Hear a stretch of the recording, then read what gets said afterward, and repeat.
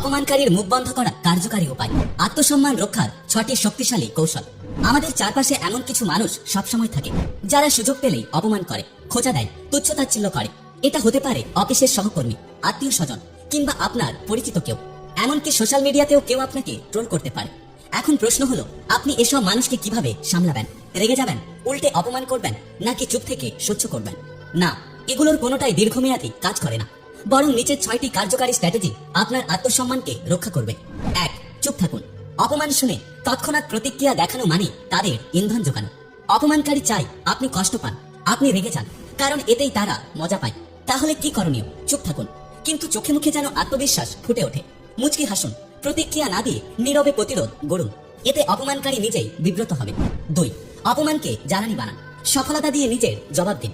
বিশ্বের সেরা অনেক মানুষ জীবনের শুরুতে অপমানিত হয়েছেন, কিন্তু তারা সেই অপমানকে শক্তিতে রূপান্তরিত করেছে। আপনার কাজ হলো প্রতিটা খোঁচার ভেতর থেকে শক্তি খুঁজে বের করা। নিজেকে প্রমাণ করুন, একদিন তাদের মুখ এমনিতেই বন্ধ হয়ে যাবে। 3. বুদ্ধি এবং কৌশলে তাদের উত্তর দিন।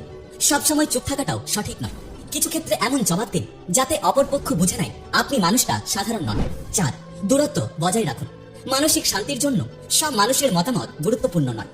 যারা কেবল নেগেটিভিটি ছড়ায় তাদের থেকে মানসিক দূরত্ব বজায় রাখুন। তাদের মন্তব্যকে গুরুত্ব না দিয়ে নিজের উন্নতিতে মন দিন। 5. নিজেকে এমন ভাবে গড়ে তুলুন যেন কেউ আপনাকে ছোট না করতে পারে। সবচেয়ে শক্তিশালী প্রতিশোধ হলো নিজেকে এমন জায়গায় নিয়ে যাওয়া যেখান থেকে কেউ ছোট করতে পারবে না। নিজের দক্ষতা বাড়ান, প্রতিদিন কিছু না কিছু শিখুন, নিজের আত্মবিশ্বাসকে গড়ে তুলুন। 6. নিজের আত্মবিশ্বাস বজায় রাখুন। কাদের কথা শুনবেন সেটা বেছে নিন। সবাই আপনাকে উপদেশ দেবে, কিন্তু কাদের কথা শুনবেন সেটা আপনি আগেই ঠিক করে নিন।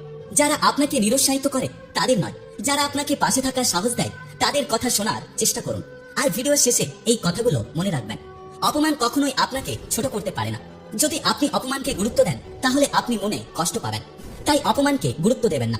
কিন্তু হ্যাঁ, কেউ যদি কটাক্ষ করে সেখান থেকে আপনার যদি কিছু শেখার থাকে তাহলে সেটা অবশ্যই শিখে নিন। নিজের লক্ষ্য ঠিক রাখুন, নিজের উন্নতির পথ তৈরি করুন। আজ যারা আপনাকে অপমান করছে তারাই একদিন আপনাকে সম্মান করবে।